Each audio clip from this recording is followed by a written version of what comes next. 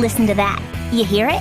That is the power of rock and roll! Yeah! Hey, Mona, let's break down that rockin' sound. Rock music started when? The 1940s and 50s. Where? Cities all over the United States. New York, Memphis, Chicago, Detroit, Cleveland. By who? Musicians of all kinds. Blues musicians, jazz musicians, country musicians. That's right.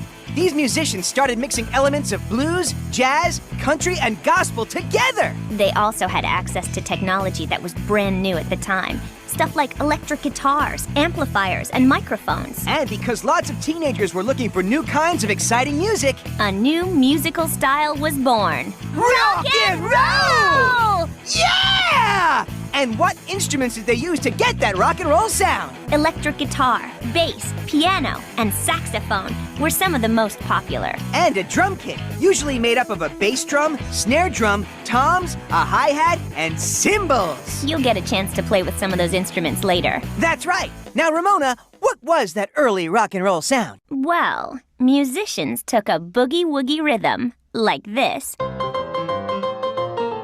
and emphasized the backbeat, like this. You hear that? Then they layered on some instruments like saxophone, bass, and guitar.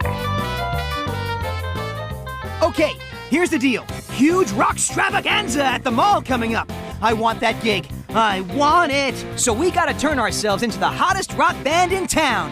Chuck Vanderchuck's Rock and Roll Explosion! Yeah! Check it. Gear up and plug in. You ready to practice?